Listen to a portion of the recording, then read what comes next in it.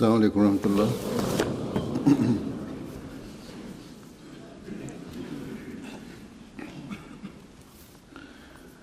اشہد ان لا الہ الا اللہ وحدہ لا شریک لہ واشہد ان محمدا عبدہ ورسولہ۔ اما بعد فاعوذ باللہ من الشیطان الرجیم۔ بسم اللہ الرحمن الرحیم۔ الحمد للہ رب العالمین الرحمن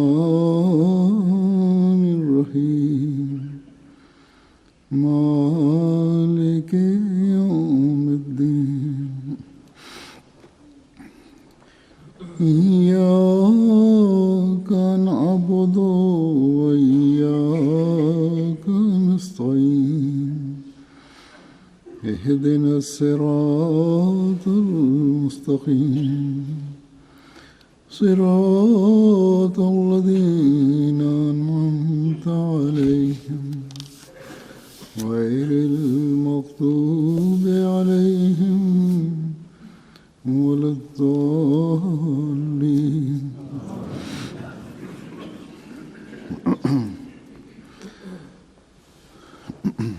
حضرت مسلم موعود رضی اللہ عنہ ایک موقع پر دعا کی اہمیت بیان فرما رہے تھے کہ کس طرح دعا سے کارہائے نمایاں سر انجام دیے جا سکتے ہیں۔ اس کی تفصیل بتاتے ہوئے آپ نے علم توجہ یعنی مسمرزم کے متعلق بھی بیان فرمایا کہ جو لوگ مسمرائز کرنے کے ماہر ہوتے ہیں وہ بھی اس علم کے ذریعے سے لوگوں میں بعض تبدیلیاں پیدا کر دیتے ہیں، مگر یہ عارضی اور انفرادی ہوتی ہیں، اور پھر ایسی بھی نہیں ہوتی جس سے کوئی انقلابی فوائد حاصل ہو رہے ہوں، جبکہ دعائیں تو اگر اس کا حق ادا کرتے ہوئے کی جائیں تو قوموں کی بگڑی بنا دیتی ہیں۔ بہرحال اس تفصیل میں آپ نے حضرت مسیح موعود علیہ السلام کا ایک واقعہ بیان فرمایا جو حضرت صوفی احمد جان صاحب سے متعلق ہے۔ حضرت صوفی احمد جان صاحب سے متعلق میں نے 3 جمعے پہلے بھی بیان کیا تھا کہ کس طرح انہوں نے ایک پیر صاحب کے ساتھ رہ کر مجاہدہ کیا تھا، اور لیکن بعد میں پھر حضرت مسیح موعود علیہ السلام سے بھی انہیں عقیدت پیدا ہو گئی تھی، اور دعویٰ سے پہلے ہی انہوں نے حضرت مسیح موعود علیہ السلام کے مقام کو پہچان لیا تھا۔ بہرحال اب میں حضرت مسلم موعود کے الفاظ میں اس کی تفصیل بیان کرتا ہوں، جس سے پتہ چلتا ہے کہ علم توجہ سے دوسرے پر اثر ڈالنے کو حضرت مسیح موعود علیہ السلام کیا حیثیت دیتے تھے۔ حضرت مسلم موعود فرماتے ہیں کہ علم توجہ کیا ہے؟ وہ محض چند کھیلوں کا نام ہے، لیکن دعا وہ ہتھیار ہے جو زمین و آسمان کو بدل دیتا ہے۔ حضرت مسیح موعود علیہ السلام نے ابھی دعویٰ نہیں کیا تھا، صرف براہین احمدیہ لکھی تھی کہ اس کی صوفیاء اور علماء میں بہت شہرت ہوئی۔ پیر منظور محمد صاحب اور پیر افتخار احمد صاحب کے والد صوفی احمد جان صاحب اس زمانے کے نہایت ہی خدا رسیدہ بزرگوں میں سے تھے۔ جب انہوں نے حضرت مسیح علیہ السلام کا اشتہار پڑھا تو آپ سے خط و کتابت شروع کر دی اور خواہش ظاہر کی کہ اگر کبھی لدھیانہ تشریف لائیں تو مجھے پہلے سے اطلاع دیں۔ اتفاقاً انہی دنوں حضرت مسیح موعود علیہ السلام کو لدھیانہ جانے کا موقع ملا۔ صوفی احمد جان صاحب نے حضرت مسیح موعود علیہ السلام کی دعوت کی۔ دعوت کے بعد حضرت مسیح موعود علیہ السلام ان کے گھر سے واپس تشریف لا رہے تھے کہ صوفی احمد جان صاحب بھی ساتھ چل پڑے۔ وہ رتر چھتر والوں کے مرید تھے صوفی احمد جان صاحب، اور ماضی قریب میں یعنی اس زمانے کی جب بات کر رہے ہیں آپ کہ رتر چھتر والے ہندوستان کے صوفیاء میں بہت بڑی حیثیت رکھتے تھے اور تمام علاقے میں مشہور تھے۔ علاوہ زہد و اتقاء کے انہیں علم توجہ میں اس قدر ملکہ حاصل تھا کہ جب وہ نماز پڑھتے تھے وہ پیر صاحب تو ان کے دائیں بائیں بہت سے مریض صف باندھ کر بیٹھ جاتے تھے، اور نماز کے بعد جو سلام پھیرتے تھے تو سلام پھیرنے کے ساتھ ہی دائیں بائیں پھونک بھی مار دیتے تھے، اور اس کا اثر تھا کیونکہ توجہ علم توجہ کے اثر بھی زیادہ ہوتا تھا، مریض شفا یاب بھی ہو جاتے تھے۔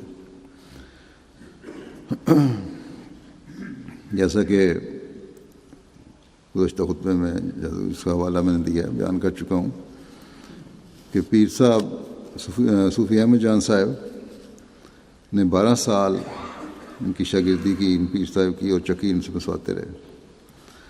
تو بہرحال راستے میں صوفی احمد جان صاحب نے حضرت مسیح علیہ السلام سے عرض کیا کہ میں نے اتنے سال رتر چھتر والوں کی خدمت کی ہے، اور اس کے بعد مجھے وہاں سے اس قدر طاقت حاصل ہوئی ہے کہ دیکھیے میرے پیچھے یہ شخص آ رہا ہے، اگر میں اس پر توجہ کروں تو وہ ابھی گر جائے اور تڑپنے لگے، یعنی مسمرائز کر کے۔ حضرت مسیح علیہ السلام یہ سنتے ہی کھڑے ہو گئے اور اپنی سوٹی کی نوک سے زمین پر نشان بناتے ہوئے فرمایا۔ حضرت مسلم فرماتے ہیں کہ حضرت مسیح علیہ السلام کی عادت تھی کہ جب آپ پر خاص جوش کی حالت طاری ہوتی تھی تو آہستگی سے اپنی سوٹی کے سر کو اس طرح زمین پر آہستہ آہستہ رگڑتے تھے جس طرح کوئی چیز کریت کر نکالی جاتی ہے۔ تو بہرحال حضرت مسیح علیہ السلام کھڑے ہو گئے اور سوٹی کو اس طرح زمین کریدنی شروع کی سوٹی سے۔ فرمایا صوفی صاحب اگر وہ گر جائے تو اس سے آپ کو کیا فائدہ ہوگا اور اس کو کیا فائدہ ہوگا؟ وہ چونکہ واقعہ میں صوفی صاحب اہل اللہ میں سے تھے، خدا تعالیٰ نے ان کو دوربین نگاہ دی ہوئی تھی، اس لیے یہ بات سنتے ہی ان پر محویت کا عالم طاری ہو گیا اور کہنے لگے میں آج سے اس علم سے توبہ کرتا ہوں، مجھے معلوم ہو گیا ہے کہ یہ دنیاوی بات ہے، دینی بات نہیں۔ چنانچہ اس کے بعد انہوں نے ایک اشتہار دیا جس میں یہ لکھا کہ یہ علم اسلام کے ساتھ مخصوص نہیں، چنانچہ کوئی ہندو اور عیسائی بھی اس علم میں ماہر ہونا چاہے تو ہو سکتا ہے، اس لیے میں اعلان کرتا ہوں کہ آج سے میرا کوئی مرید اسے اسلام کا جز سمجھ کر نہ کرے، ہاں دنیاوی علم سمجھ کر کرنا چاہے تو کر سکتا ہے۔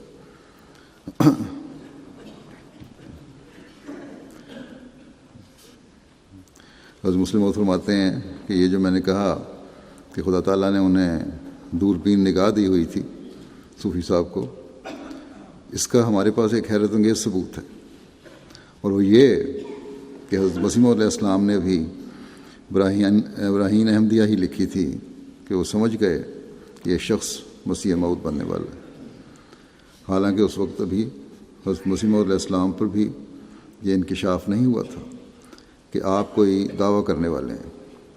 چنانچہ انہی دنوں انہوں نے حضرت مسیح علیہ السلام کو ایک خط میں شعر لکھا، پہلے ہی میں کو ذکر کر چکا ہوں شعر کا کہ ہم مریضوں کی ہے تم ہی پہ نگاہ، تم مسیحا بنو خدا کے لیے۔ تو مسلم فرماتے ہیں کہ یہ امر بتاتا ہے کہ وہ صاحب کشف تھے اور خدا تعالیٰ نے انہیں بتا دیا تھا کہ یہ شخص مسیح موعود بننے والا ہے۔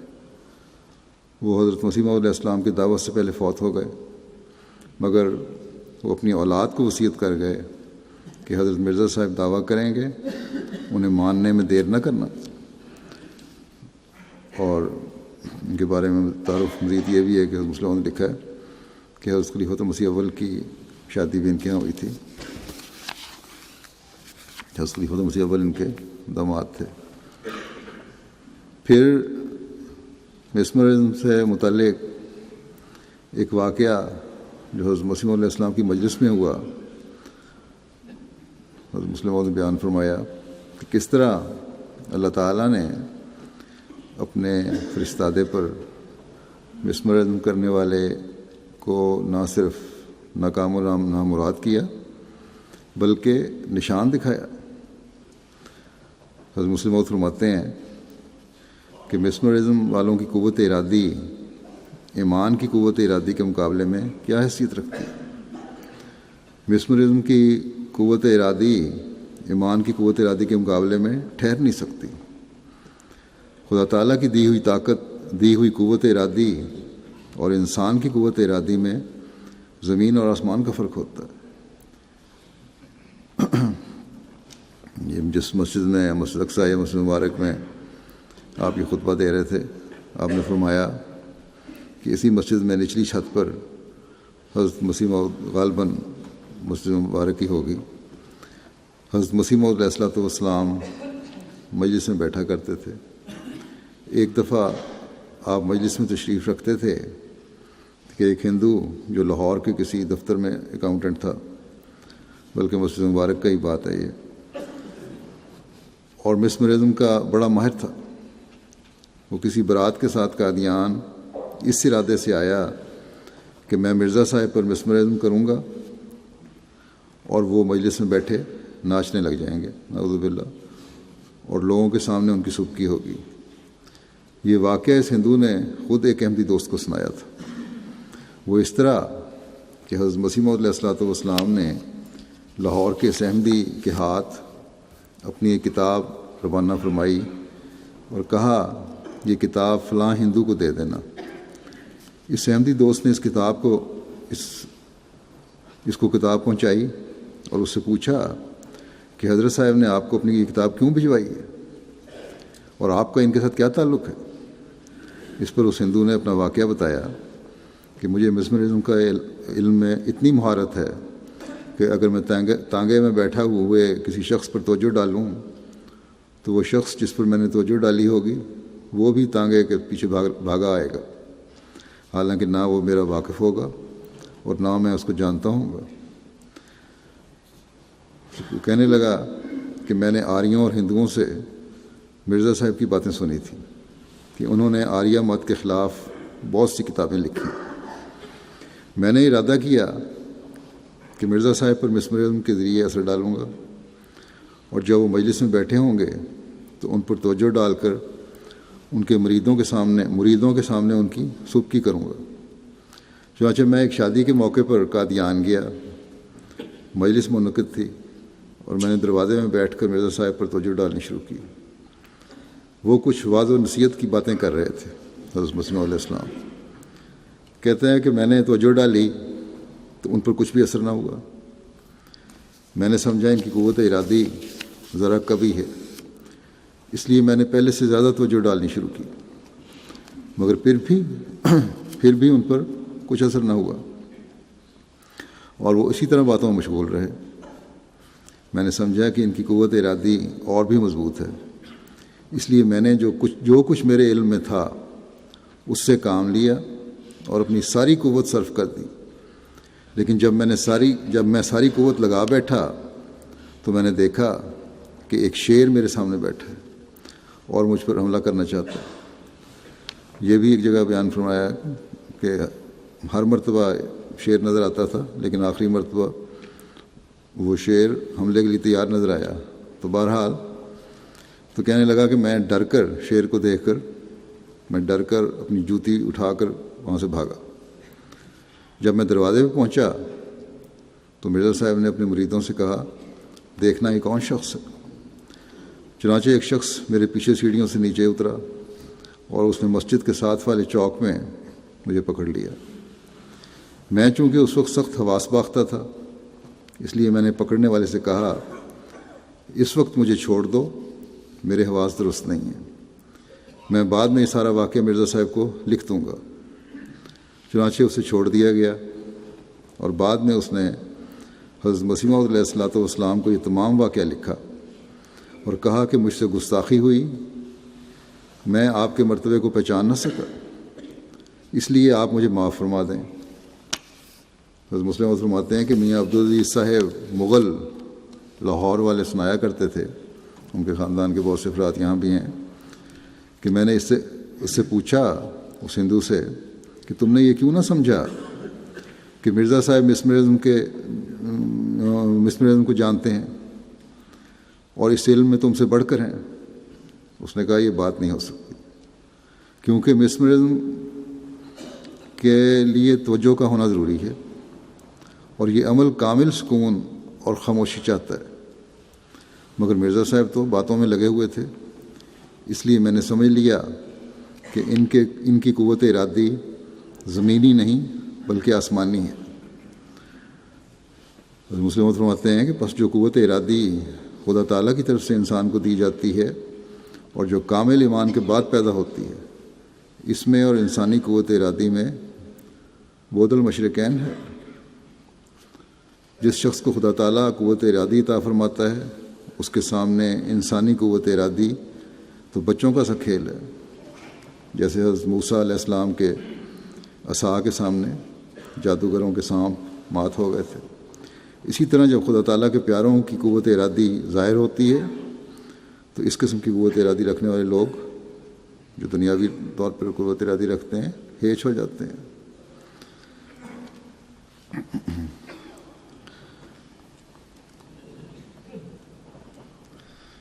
پھر ایک موقع پر یہ بات بیان فرماتے ہوئے کہ قومی ترقی کے لیے کیا کچھ ضروری ہے اور حضرت مسیح علیہ الصلوۃ والسلام کی غیرت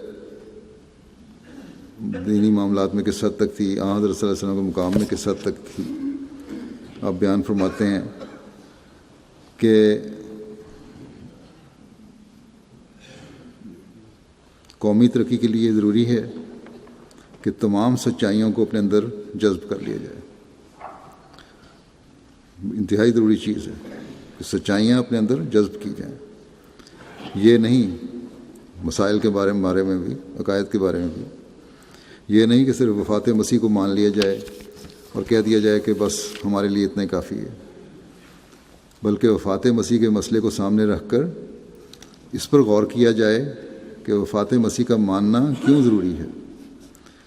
ہمیں جو چیز حیات مسیح کے عقیدے سے چبھتی ہے وہ یہ ہے کہ ایک تو حیات مسیح کے عقیدے سے حضرت عیسیٰ کی فضیلت حضرت محمد رسول اللہ صلی اللہ علیہ وسلم پر ثابت ہوتی ہے، حالانکہ حضرت محمد رسول اللہ صلی اللہ علیہ وسلم کی شان کا کوئی نبی ہوا ہے نہ ہوگا، اور حیات مسیح ماننے سے محمد رسول اللہ صلی اللہ علیہ وسلم پر جنہوں نے ساری دنیا کی حقیقی اصلاح کی مسیح کی فوقیت ثابت ہوتی ہے، اور یہ اسلامی عقائد کے خلاف ہے۔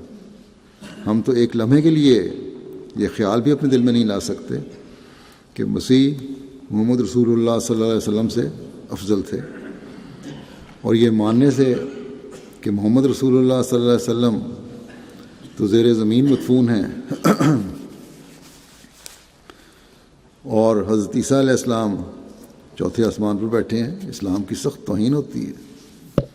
دوسری بات جو اس حیات مسیح کے عقیدے کے ماننے سے ہمیں چبھتی ہے وہ یہ ہے کہ اس سے توحید الہی میں فرق آتا ہے۔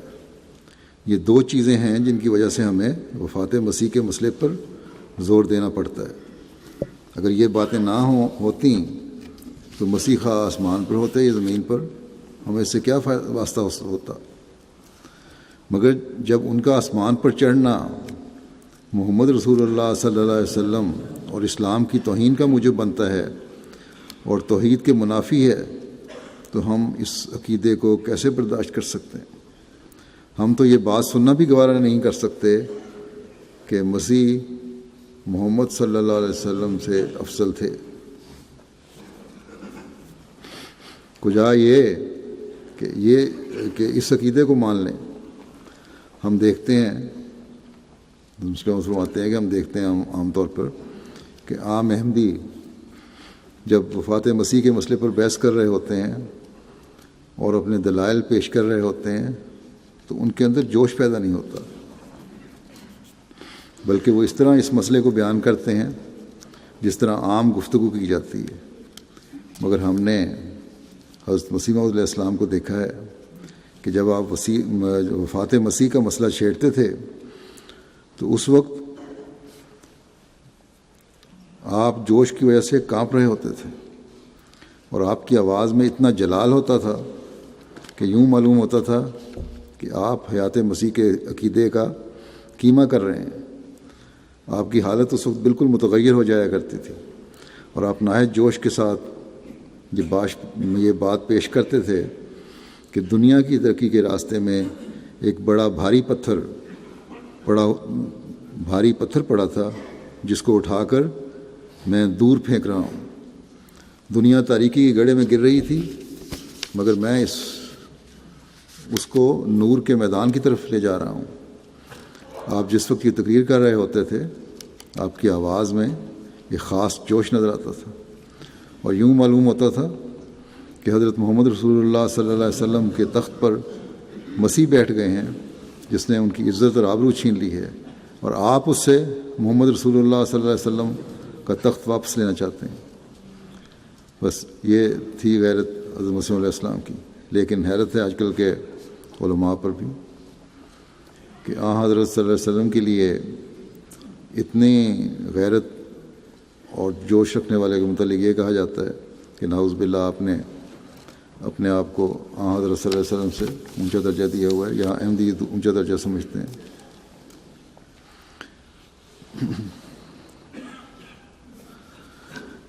پھر ایک واقعہ یہ ہے، جب اللہ تعالیٰ کسی کو مقام پر، کسی اعلیٰ مقام پر کھڑا کرتا ہے تو اس کی لوگوں کے بارے میں واقعہ نہیں بلکہ حضرت مسیح علیہ السلام کا بیان ہے یہ کہ کس طرح رہنمائی کرتا ہے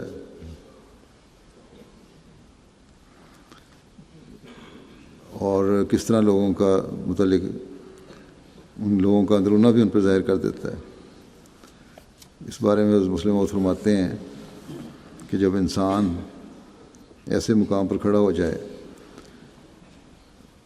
اللہ تعالیٰ کی، جب یعنی بلند مقام پر جس کو اللہ نے خود کھڑا کیا ہو، تو پھر اللہ تعالیٰ کی طرف سے خود بخود رہنمائی ہوتی چلی جاتی ہے، اور اس کو ایسی مخفی ہدایت ملتی ہے جسے الہام بھی نہیں کہہ سکتے، اور جس کے متعلق ہم یہ بھی نہیں کہہ سکتے کہ وہ الہام سے جدا امر ہے۔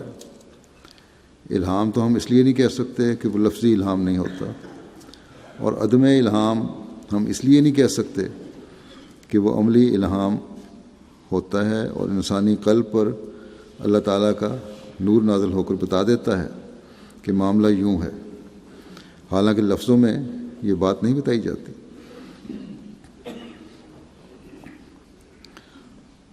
فرماتے ہیں کہ بعض دفعہ جب اس سے بھی واضح رنگ میں اللہ تعالیٰ کی طرف سے کوئی بات بتائی جاتی ہے تو اسے کشف کہہ دیتے ہیں، کشف بھی ہو جاتا ہے جب واضح طور پہ ہو جائے۔ جیسے حضرت مسیح علیہ الصلوۃ والسلام فرمایا کرتے تھے کہ بہت سے آدمی جب میرے سامنے آتے ہیں تو ان کے اندر سے مجھے ایسی شعائیں نکلتی معلوم دیتی ہیں جن سے مجھے پتہ لگ جاتا ہے کہ ان کے اندر یہ عیب ہے یا یہ خوبی ہے، مگر یہ اجازت نہیں ہوتی کہ انہیں اس عیب سے مطلع کیا جائے۔ اللہ تعالیٰ کی یہی سنت ہے کہ جب تک انسان اپنی فطرت کو آپ ظاہر نہیں کر دیتا وہ اسے مجرم قرار نہیں دیتا۔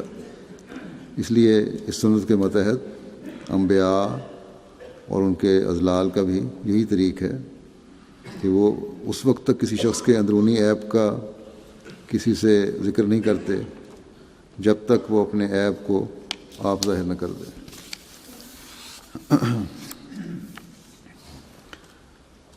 اللہ تعالیٰ اپنے پیاروں کی سچائی ثابت کرنے کے لیے کس طرح غیروں کو بھی نشان دکھاتا ہے، اس بارے میں ایک واقعہ جو ایک غیر احمدی کے ساتھ ہوا بیان فرماتے ہوئے حضرت مسلم موعود فرماتے ہیں کہ یہ خیال کہ کسی انسان کے جسم سے ایسی شعائیں کس طرح نکل سکتی ہیں جو دوسروں کو بھی نظر آ جائیں، صرف اس وجہ سے پیدا ہوتا ہے کہ لوگ اس نشان کو ظاہر پر محمول کر لیتے ہیں۔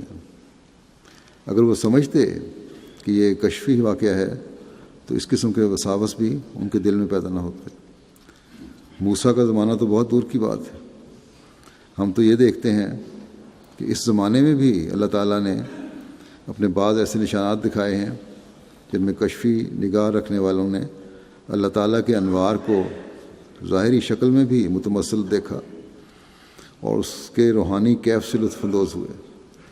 چنانچہ 1904 میں جب حضرت مسیح موعود علیہ السلام لاہور تشریف لے گئے تو وہاں ایک جلسے میں آپ نے تقریر فرمائی۔ ایک غیر احمدی دوست شیخ رحمۃ اللہ صاحب وکیل بھی اس تقریر میں موجود تھے۔ وہ کہتے ہیں کہ دوران تقریر میں نے دیکھا کہ حضرت مسیح موعود علیہ السلام کے سر سے نور کا ایک ستون نکل کر آسمان کی طرف جا رہا تھا۔ اس وقت میرے ساتھ ایک اور دوست بھی بیٹھے ہوئے تھے۔ میں نے انہیں کہا دیکھو وہ کیا چیز ہے؟ انہوں نے دیکھا تو فوراً کہا، دوسرے دوست نے بھی، کہ یہ تو نور کا ستون ہے جو حضرت مرزا صاحب کے سر سے نکل کر آسمان تک پہنچا ہوا ہے۔ اس نظارے کا شیخ رحمۃ اللہ صاحب پر ایسا اثر ہوا کہ انہوں نے اسی دن حضرت مسیح علیہ السلام کی بیعت کر لی۔ یہ ایسے نشانات ہیں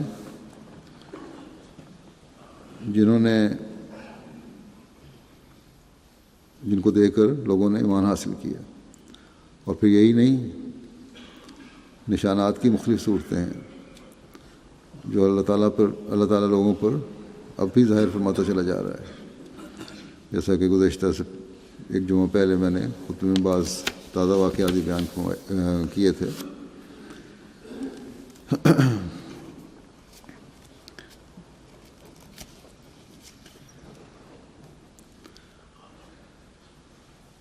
حضرت مسیح موعود علیہ السلام کی ایک مجلس کا واقعہ بیان فرماتے ہوئے مسلم موعود فرماتے ہیں کہ مجھے یاد ہے کہ ایک دوست نے حضرت مسیح موعود علیہ السلام کی خدمت میں لکھا کہ میری ہمشیرہ کے پاس جن آتے ہیں۔ یہ بڑا عام طور پہ ہمارے ہاں بھی عربوں میں بڑا تصور ہے کہ جن چمٹ جاتے ہیں اور جنوں کو نکالنے کے لیے پھر جس پہ بیچارے پہ جن چمٹے ہوتے ہیں اس پہ ظلم بڑا کیا جاتا ہے۔ بعض لوگوں کو جن نکالنے کے لیے اس شخص کو جس کو جن چمٹا ہو جان سے مار دیتے ہیں۔ لیکن بہرحال کسی نے عرض کیا حضرت مسیح علیہ السلام کو کہ میری ہمشیرہ کے پاس جن آتے ہیں اور وہ جن ایسے ہیں کہ وہ کہتے ہیں ہم آپ پر یعنی حضرت مسیح علیہ السلام پر ایمان لانے کے لیے تیار ہیں۔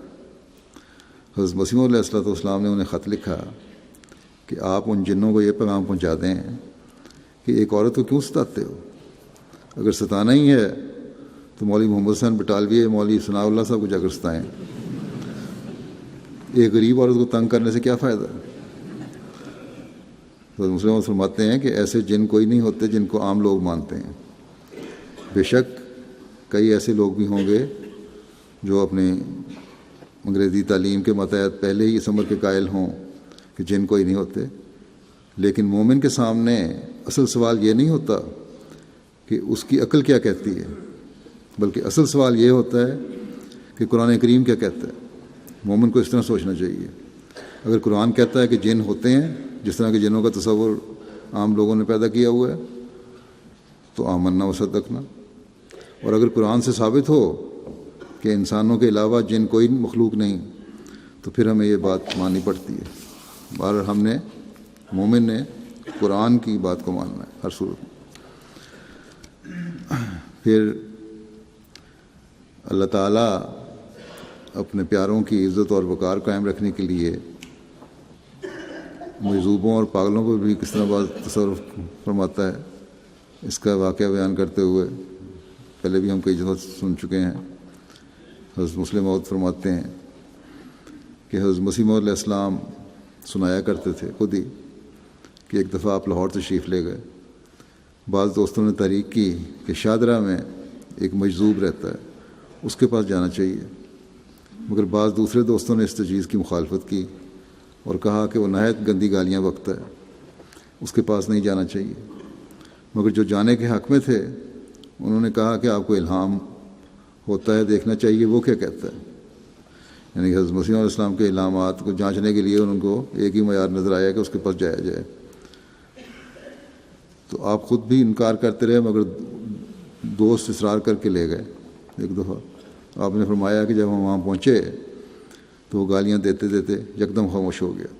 وہ شخص، اس کے پاس ایک خربوزہ رکھا تھا، اسے اٹھا کر میرے پیش کیا اور کہنے لگا یہ آپ کی نظر ہے. تو دیکھنے والے جو اس قسم کے تھے، بعض جو ظاہری باتوں کو دیکھتے ہیں، تو اس کے اور بھی معتقد ہو گئے. مگر آپ نے فرمایا کہ وہ پاگل تھا. تو بعض اوقات پاگل کو بھی ایسی باتیں نظر آ جاتی ہیں جو عقل مند نہیں دیکھ سکتے. وہ چونکہ دنیا سے منقطع ہو چکا ہوتا ہے، اس لحاظ سے اسے کسی وقت غیب کی باتیں نظر آ جاتی ہیں.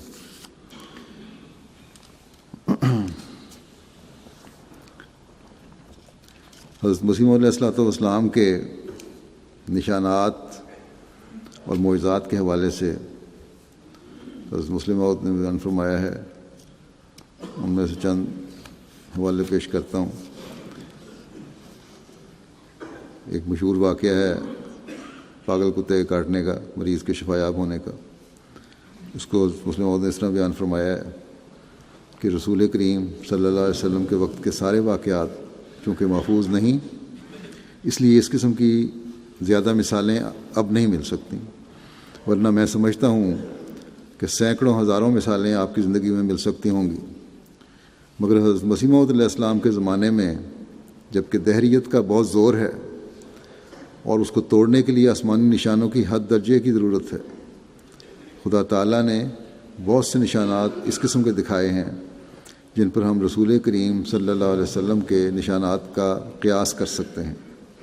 مثال کے طور پر میں ایک صاحب عبد الکریم نامی کا واقعہ پیش کرتا ہوں. وہ قادیان میں اسکول میں پڑھا کرتے تھے. انہیں اتفاقاً بولے کتے نے کاٹ کھایا.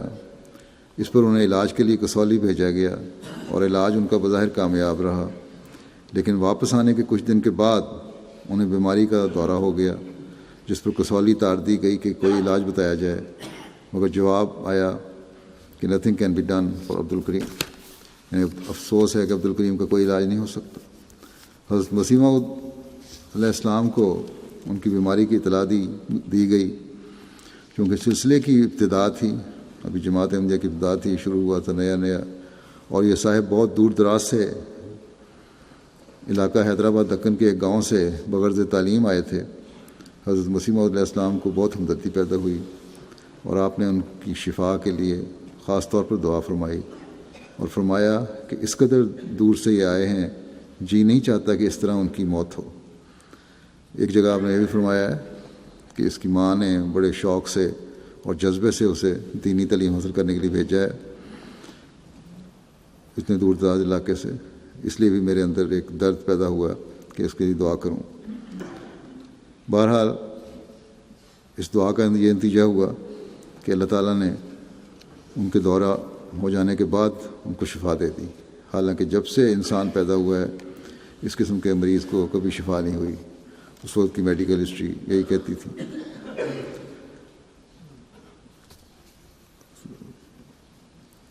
حضرت مسلم فرماتے ہیں کہ میرے ایک عزیز ڈاکٹر ہیں، بلکہ اب بھی کرتے ہیں ڈاکٹر، میرے ایک عزیز ڈاکٹر ہیں. انہوں نے اپنے زمانہ طالب علمی کا واقعہ سنایا کہ ایک دفعہ وہ ہستی باری تالا پر ایک دوسرے طالب سے گفتگو کر رہے تھے. دوران گفتگو میں انہوں نے یہ واقعہ بطور شہادت کے پیش کیا. خدا تعالیٰ ہے اور اس طرح دعائیں سنتا ہے اور اس طرح ایک علاج ہو گیا. اس طالب نے کہا، یعنی دوسرا جو تھا جو اللہ تعالیٰ کی ہستی کا قائل نہیں تھا، اس نے کہا کہ ایسے مریض بچ سکتے ہیں، یہ کوئی ایسی عجیب بات نہیں ہے. وہ کہتے ہیں کہ اتفاقاً اسی دن کالج میں پروفیسر کا لیکچر سگ گزیدہ کی حالت پر تھا، یعنی جس کو وہ کتے نے کاٹا ہو اس کی حالت پر تھا. جب پروفیسر لیکچر کے لیے کھڑا ہوا اور اس نے اس امر پر زور دینا شروع کیا کہ اس مرض کا علاج دورہ ہونے سے پہلے کرنا چاہیے اور بہت جلد اس طرف توجہ کرنی چاہیے۔ وہ کہتے ہیں کہ میں نے اس بات کو واضح کرانے کے لیے کہا کہ جناب بعض لوگ کہتے ہیں کہ دورہ پڑ جانے کے بعد ہی مریض اچھا ہو سکتا ہے۔ اس پر پروفیسر نے جھڑک کر کہا کہ کبھی نہیں ہو سکتا، یہ جو کہتا ہے وہ بیوقوف ہے۔ غرض مسلم فرماتے ہیں کہ غرض یہ ایسی بیماری تھی جس کا کوئی علاج نہیں ہو سکتا تھا اور نہ کبھی ہوا ہے، مگر حضرت مسیح موعود علیہ السلام کی دعا سے اللہ تعالیٰ نے میاں عبدالکریم کو شفا دی اور وہ خدا کے فضل سے اب تک زندہ ہیں، اس وقت جب تک بیان فرما رہے تھے آپ۔ بس ثابت ہوا کہ اس طبی قانون کے اوپر ایک ہستی حاکم ہے جس کے ہاتھ میں شفا کی طاقت ہے۔ پھر آپ ایک واقعہ بیان فرماتے ہیں کہ حضرت مسیح موعود علیہ السلام کے پاس ایک دفعہ امریکہ سے 2 مرد اور ایک عورت آئی۔ ایک مرد نے حضرت مسیح موعود علیہ السلام سے آپ کے دعوے کے متعلق گفتگو کی۔ دوران گفتگو میں حضرت مسیح ناصری علیہ السلام کا ذکر آ گیا۔ اس شخص نے کہا کہ وہ تو خدا تھے۔ حضرت مسیح موعود علیہ السلام نے فرمایا ان کے خدا ہونے کا تمہارے پاس کیا ثبوت ہے؟ اس نے کہا کہ انہوں نے معجزے دکھائے ہیں۔ آپ نے فرمایا کہ معجزے تو ہم بھی دکھلاتے ہیں۔ اس نے کہا مجھے کوئی معجزہ دکھلائیں۔ آپ نے فرمایا تم خود میرا معجزہ ہو، یعنی وہ جس نے سوال کیا تھا امریکن نے فرمایا اسے کہ تم میرا معجزہ ہو۔ یہ سن کر وہ حیران سا ہو گیا اور کہنے لگا میں کس طرح معجزہ ہوں؟ آپ نے فرمایا کہ قادیان ایک بہت چھوٹا سا اور غیر معروف گاؤں تھا۔ معمولی سے معمولی کھانے کی چیزیں بھی یہاں سے نہیں مل سکتی تھیں، حتیٰ کہ 1 روپیہ کا آٹا بھی نہیں مل سکتا تھا، اور اگر کسی کو ضرورت ہوتی تھی تو گیہوں لے کر پسواتا تھا۔ اس وقت مجھے خدا تعالیٰ نے خبر دی تھی کہ میں تیرے نام کو دنیا میں بلند کروں گا اور تمام دنیا میں تیری شہرت ہو جائے گی۔ چاروں طرف سے لوگ تیرے پاس آئیں گے اور ان کی آسائش اور آرام کے سامان بھی یہیں آ جائیں گے۔ یا تو نہ من کل فج عمیق، اور ہر قسم اور ہر ملک کے لوگ تیرے پاس آئیں گے۔ یاتی کا من کل فج عمیق، اور اس قدر آئیں گے کہ جن راستوں سے آئیں گے وہ عمیق ہو جائیں گے، گہرے ہو جائیں گے۔ اب دیکھ لو کہ راستے کس قدر عمیق ہو گئے۔ بٹالے سے قادیان تک جو سڑک آتی ہے اس پر پچھلے ہی سال گورنمنٹ نے 2000 روپے کی مٹی ڈلوائی ہے۔ تو حضرت مسیح علیہ السلام نے اسے فرمایا کہ تم میرے پاس امریکہ سے آئے ہو، تمہارا مجھ سے کیا تعلق تھا؟ جب تک میں نے دعویٰ نہ کیا تھا مجھے کون جانتا تھا، مگر آج تم اتنی دور سے میرے پاس چل کر آئے ہو، یہی میری صداقت کا نشان ہے۔ مجھے خوب یاد ہے، حضرت مسلم موعود فرماتے ہیں کہ مجھے خوب یاد ہے کہ جس وقت یہ گفتگو ہو رہی تھی اور اس شخص نے کہا تھا کہ آپ مجھے اپنا کوئی معجزہ دکھائیں، تو سب لوگ حیران تھے کہ حضرت مسیح موعود علیہ السلام اس کا کیا جواب دیں گے۔ سب نے یہی خیال کیا کہ آپ کوئی ایسی تقریر کریں گے جس میں معجزات کے متعلق بتائیں گے کس طرح ظاہر ہوتے ہیں، لیکن جو ہی اس نے اپنی بات کو ختم کیا اور آپ کو انگریزی سے اردو ترجمہ کر کے سنائی گئی تو آپ نے فوراً یہی جواب دیا۔ یہ ایک چھوٹی سی بات تھی، مسلم موعود فرماتے ہیں یہ چھوٹی سی بات تھی، لیکن ہر ایک انسان کی عقل اس تک نہیں پہنچ سکتی۔ اب بھی ہر ایک وہ انسان جو عقل سے کام نہیں لے گا کہے گا کہ یہ کیا معجزہ ہے، مگر جن کی آنکھیں کھلی ہوئی اور عقل اور سمجھ رکھتے ہیں وہ سمجھتے ہیں کہ بہت بڑا معجزہ ہے، اور حق کے قبول کرنے والے کے لیے یہی کافی ہے۔ حضرت مسیح موعود علیہ السلام نے لکھا ہے کہ میری صداقت میں لاکھوں نشانات دکھلائے گئے، لیکن میں تو کہتا ہوں کہ اتنے نشانات دکھلائے گئے ہیں جو گنے بھی نہیں جا سکتے، مگر پھر بھی بہت سے نادان ایسے ہیں جو کہتے ہیں کہ اتنے تو مرزا صاحب کے الہام بھی نہیں، پھر نشانات کس طرح اس قدر ہو گئے۔ لیکن عقل اور سمجھ رکھنے والے انسان خوب جانتے ہیں کہ لاکھوں نشانات تو ایک الہام سے بھی ظاہر ہو سکتے ہیں۔ ایک قصہ مشہور ہے کہ کوئی شخص تھا، اس نے اپنے بھتیجوں سے کہا کہ کل میں تم کو ایک ایسا لڈو کھلاؤں گا جو کئی ہزاروں لاکھوں آدمیوں نے بنایا ہوگا۔ دوسرے دن جب وہ کھانا کھانے بیٹھے تو انہوں نے لڈو کھانے کی امید پر کچھ نہ کھایا، اور چچا کو کہا کہ وہ لڈو دیجئے۔ اس نے ایک معمولی لڈو نکال کر ان کے سامنے رکھ دیا۔ اور کہا کہ یہ ہے وہ لڈو جس کا میں نے تم سے وعدہ کیا تھا۔ اس کو دیکھ کر وہ سخت حیران ہوئے کہ یہ کس طرح کئی لاکھ آدمیوں کو بنایا ہوا ہے۔ چچا نے کہا کہ تم کاغذ اور قلم لے کر لکھنا شروع کر دو، میں تمہیں بتاتا ہوں کہ واقعہ میں لڈو کو کئی لاکھ آدمیوں نے بنایا ہے۔ دیکھو ایک حلوائی نے اسے بنایا، اس کے بنانے میں جو چیزیں استعمال ہوئیں ان کو حلوائی نے کئی آدمیوں سے خریدا، پھر ان میں سے ہر ایک چیز کو ہزاروں آدمیوں نے بنایا۔ مثلا شکر کو ہی لے لو، اس کی تیاری پر کتنے آدمیوں کی محنت خرچ ہوئی ہے۔ کوئی اس کو ملنے والے ہیں، کوئی رس نکالنے والے ہیں، کوئی نیشکر کھیت سے لانے والے، کوئی ہل جوتنے والے، پانی دینے والے، پھر ہل میں جو لوہا اور لکڑی خرچ ہوئی ہے اس کے بنانے والے۔ اسی طرح سب کا حساب لگاؤ تو کس قدر آدمی بنتے ہیں۔ پھر شکر کے سوا اس میں آٹا ہے، اس کے تیار کرنے والے کا اندازہ لگاؤ، کیا اس طرح اتنی تعداد نہیں بن جاتی؟ بھتیجوں نے سن کر کہا کہ ہاں ٹھیک ہے۔ تو یہ بات ان بچوں کی سمجھ میں نہ آئی، لیکن وہ شخص چونکہ عقل مند تھا اس لیے وہ دیکھ رہا تھا کہ ایک لڈو کے تیار ہونے میں لاکھوں آدمیوں کی محنت خرچ ہوتی ہے۔ تو یہ تو اس نے دنیاوی رنگ میں نصیحت کی تھی، مگر جو روحانی بزرگ ہوتے ہیں انہوں نے بھی ایسا ہی کیا۔ پھر مرزا مظہر جانے جانا کا واقعہ بیان کیا آپ نے کہ انہوں نے بٹھا لیا کہ ایک شخص غلام نبی کو 2 لڈو دیے، اس نے منہ میں ڈال لیا اور کھا گیا۔ تھوڑی دیر کے بعد اس سے انہوں نے پوچھا کہ تم نے ان لڈوؤں کو کیا کیا؟ اس نے کہا کھا لیے۔ یہ سن کر انہوں نے نہایت تعجب انگیز لہجے میں پوچھا کہ ہیں کھا لیے؟ اس نے کہا جی ہاں کھا لیے۔ اسی طرح وہ بار بار ان سے پوچھتے رہے، تعجب کرتے رہے، اتنی جلدی تم نے کھا لیے؟ اس کو خیال ہوا کہ انہیں دیکھنا چاہیے کہ یہ کس طرح کھاتے ہیں۔ ایک دن کوئی شخص ان کے پاس کچھ لڈو لایا، ان میں سے آپ نے ایک لڈو اٹھا کر رومال پر رکھ لیا اور اس میں سے ایک ریزہ توڑ کر آپ نے تقریر شروع کر دی کہ میں ایک ناچیز ہستی ہوں، میرے لیے خدا تعالیٰ نے یہ اتنی بڑی نعمت بھیجی ہے، اس میں کیا کیا چیزیں پڑی ہیں، پھر ان کو کتنے آدمیوں نے بنایا ہوگا، کیا مجھ ناچیز کے لیے خدا تعالیٰ نے یہ نعمت بھیجی ہے۔ اس طرح تقریر کرتے رہے اور ادھر اپنی عاجزی اور فروتنی بیان کرتے رہے اور اس طرح خدا تعالیٰ کی حمد اور تعریف کرتے رہے۔ اسی طرح ظہر سے کرتے کرتے ابھی پہلا ہی دانہ جو منہ میں ڈالا تھا وہی کھایا تھا کہ عصر کی اذان ہو گئی اور اسے چھوڑ کر وضو کرنے کے لیے اٹھ کھڑے ہوئے۔ یہ کیا بات تھی؟ مسلم فرماتے ہیں یہ کیا بات تھی؟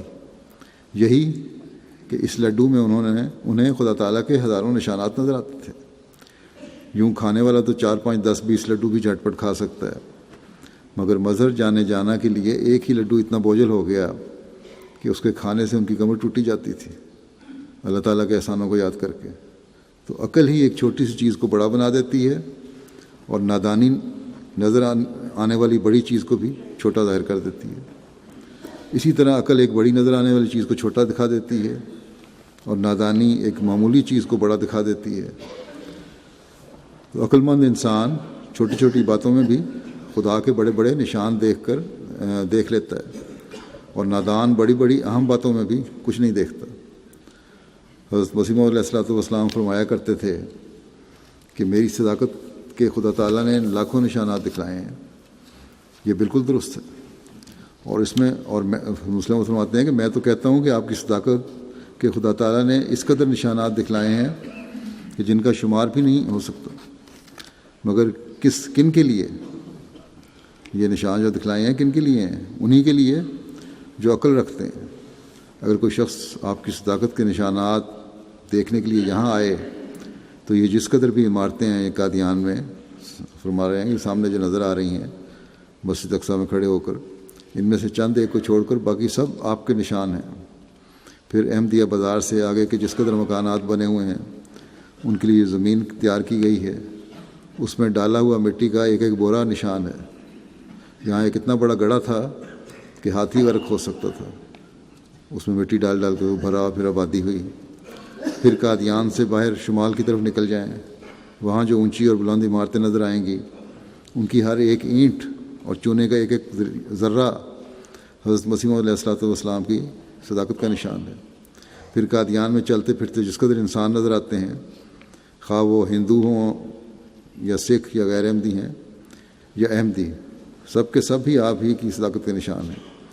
احمدی تو اس لیے کہ وہ حضرت مسیح علیہ الصلوۃ والسلام کی صداقت کو دیکھ کر اپنے گھر بار چھوڑ کر یہاں کے ہو رہے ہیں، اور غیر احمدی اور دوسرے مذاہب والے اس لیے کہ ان کی طرز رہائش، لباس وغیرہ حضرت مسیح علیہ السلام کے دعوے سے پہلے وہ نہ تھے جو اب ہیں۔ ان کی پگڑی، ان کا کرتا، ان کا پاجامہ، ان کی عمارتیں، ان کا مال، ان کی دولت وہ نہ تھی جو اب ہے۔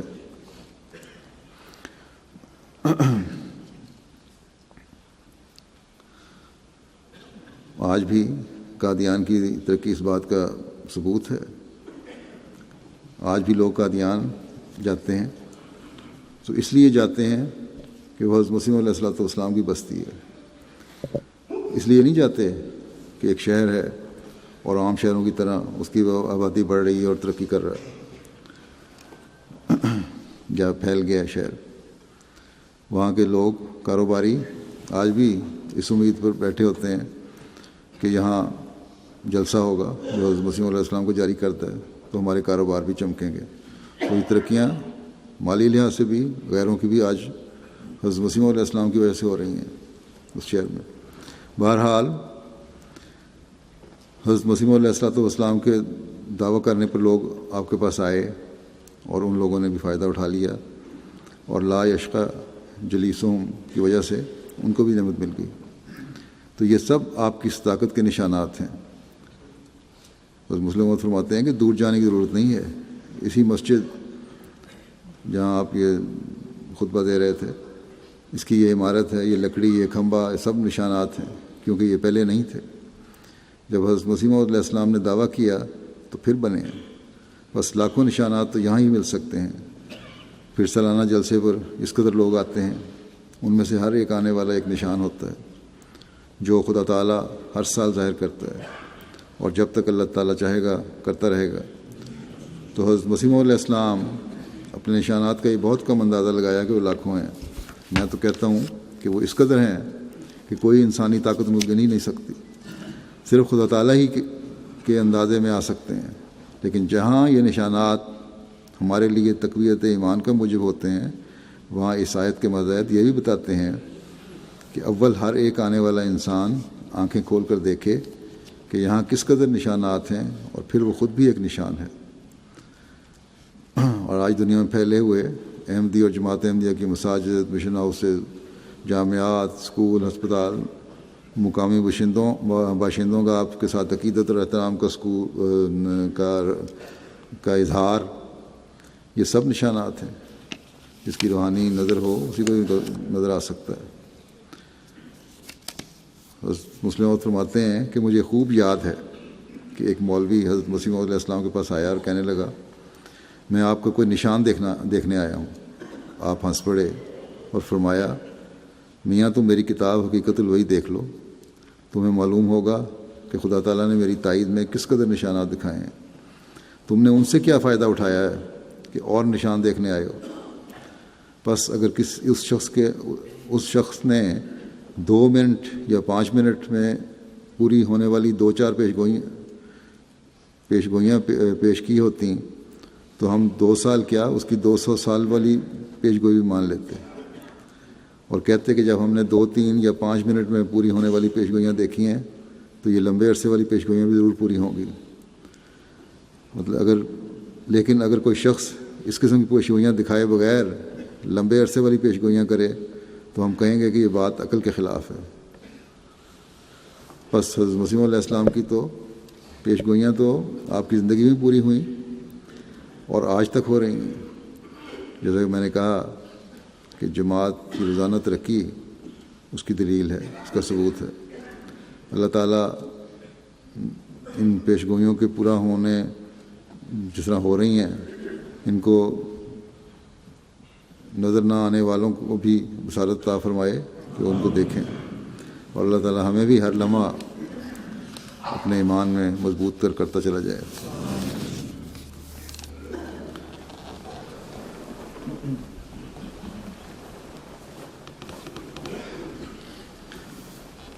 الحمد للہ الحمد لله نحمده ونستعينه ونستغفره ونؤمن به ونتوكل عليه ونعوذ بالله من شرور أنفسنا ومن سيئات أعمالنا من يهده الله فلا مضل له ومن يضلل فلا هادي له ونشهد أن لا إله إلا الله